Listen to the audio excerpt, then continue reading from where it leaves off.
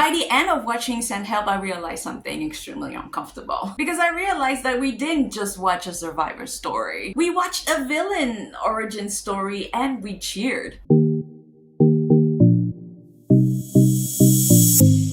Hi, my name is Yuna and I talk about movies, series, documentaries, and everything in between. And today we are talking about how Linda Liddle in Send Help is actually a dark empath.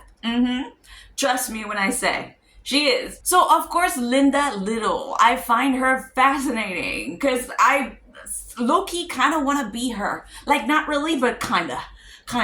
You know what I'm saying? But I'm getting ahead of myself. So when we first meet Linda, she feels kind of like an underdog. Passed over, humiliated, underestimated, clearly. But the more you watch what she actually does on that island, the more you start to wonder, is Linda truly a trauma survivor trying to take her power back? Or is she actually something way more dangerous? Okay, so let's explore. Explore with me. This is explore with me. I know I haven't done this in a long time, okay? I look dumb. So FYI, if you just want to wonder, because I know some of you may not have seen this before, but like I used to do long content before, but it was always recap of movies and I would get copyrighted like crazy. So we're trying this now, okay? So Bradley, who's her boss, kind of. I mean, he's the son of her boss that used to like really like her, but then that guy passed away and it went to the son, and the son, he doesn't really like her. Okay. So you've caught up. So Bradley, the son, gives the promotion that was promised to her by his dad to his frat boy buddy called Donovan. Disrespectful. Okay? Linda confronts him about it, but you know, she's cool about it. She's not screaming, she's not crying, she's just telling facts, yeah? And the first time you see them together, Bradley, the boss son, really doesn't like her. Finds her disgusting, irritating, you know? But the second time he meets her, when he gave the promotion to the other guy, she like switches up energy all of a sudden. She's like confident, controlled, bold, and Bradley's like low-key impressed, right? He sees why his father liked her so much. And honestly, I don't think that's random. That was her reading him like a book. Really. She, in a small amount of time, understood what type of confidence he respects. And then she just simply performed it. That's not emotional surviving. That's strategy, my friend. Once the plane crashes, because after that the plane crashes, yeah, this is not going to tell you like, yeah, you must have seen the movie, because this is not going to help you if you haven't seen the movie. So please go watch it and then come back. Or watch this first. I mean, do whatever you want. Just watch the whole video though, okay? So later on the plane crashes, because it does. If you watch the movie, you don't. And everybody passes away except for Bradley and Linda. And all of a sudden, the corporate hierarchy is gone, okay? Non-existent. Boss? Psst. But Bradley's still trying to talk to her like she is beneath him. And so what does she do? Take a guess. I mean, I know you've seen it, so you know. She leaves him alone for 2 days with no water. Which I thought was well-deserved, by the way, because he's kind of a But essentially, that was not survival. That was behavior training. Yeah, it was. She basically said, oh, you think you're a CEO of this island? Oh, honey, go get yourself some water then. With that broken leg. And that was savage, honey. That was so savage. Well deserved, but so savage. Kind of loved it, but like, wow. And when she comes back with the water, guess what? He's humbled. I mean, wouldn't you be? I would be. And this is when you know the power shifted. Ah, yeah. Now, let's get to the boat scene. So she does see a boat offshore. She could signal it, because obviously that's how they would be rescued, right? But she doesn't.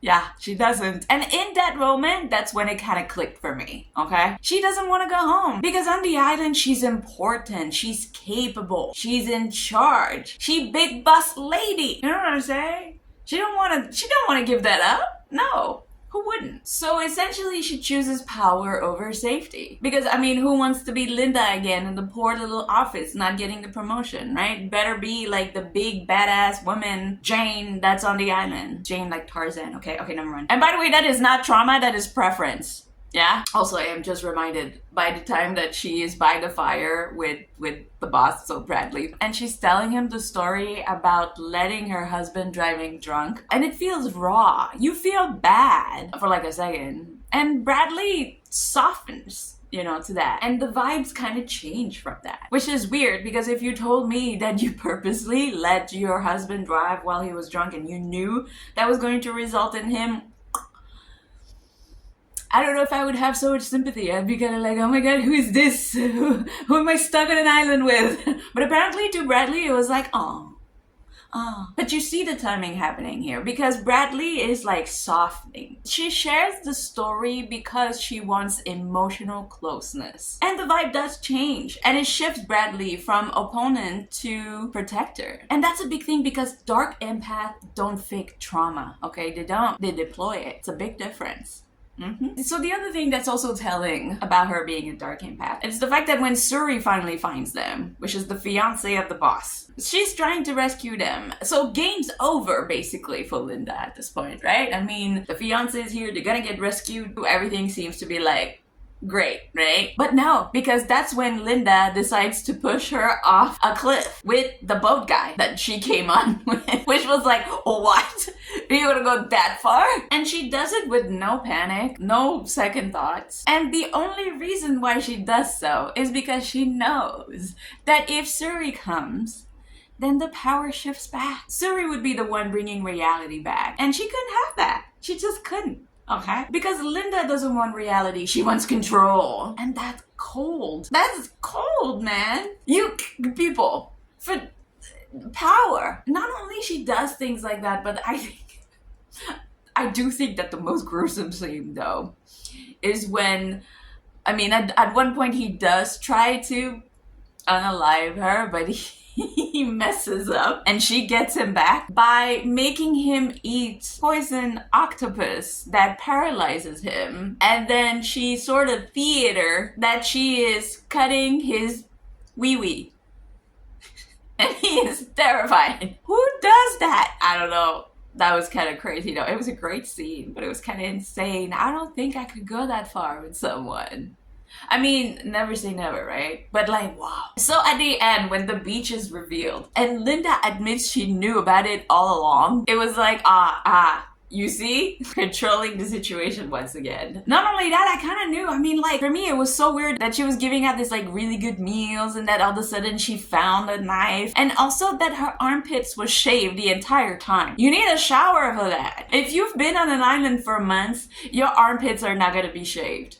No. So I kind of knew. And the worst thing about all this is that she could have ended the struggle a long time ago. When she first saw the boat, when she found the house, when Suri came to rescue them. But she decided not to. Because she was making a plan. She was making a plan. I mean, even towards the end, at the last fight, when Bradley grabs the shotgun and she makes him believe, you know, that it's actually loaded, but it's not, so that she can have the upper hand, kind of like what she did with like her husband driving drunk. She is putting these people in certain situations to fail. That is extremely dark. She wants him to feel hope, but at the same time, he is completely doomed. And to me, it seems like she was not surviving, but she was dominating the game, which is not something that, you know, survivors, empathic people do, but a dark empath, a person that's been through a lot and has decided no more. This is what happens. This is what happens. You gotta be careful, people. You can push nice people to a certain point, but when you have pushed too far, there are no coming back. There is no coming back. So anyways, the ending is iconic, and that is when truly I knew that she was a dark empath. Because 1 year later, we see her. She's rich, she's famous, she's selling a memoir, saying that she is the only survivor. She completely edits the narrative, and she drives away to the song of one way or another, I'm gonna find you, I'm gonna get you, get you, get you, get you. You know that song. I know I go on tangents, I'm sorry. And by the way, she does that while breaking the fourth wall, so we kind of know that she's kind of made this, like, she knew the whole time. And that is not trauma healing, that is branding. Thank you very much. I know my marketing, okay? So dark empath versus trauma survivor. She's a dark empath all the way. She's a person that just had way too much. And at one point is just like, I can be your punching bag, but no more. And she retaliates, which is really cool and beautiful in a way, but also so scary. So scary. I never want to meet someone like Linda Liddle. And if I do, I hope I am kind to them. I hope I do all the right things so that they're not mad at me. And that I don't end up on an island with them and only them. That is all I have to say. Anyways, thank you for being here. Thank you for watching. I hope you enjoyed it. If you did, please click a like and subscribe or leave a comment or do something, okay? Try, because I'm trying hard. Anyways, I hope you have a great day and mwah!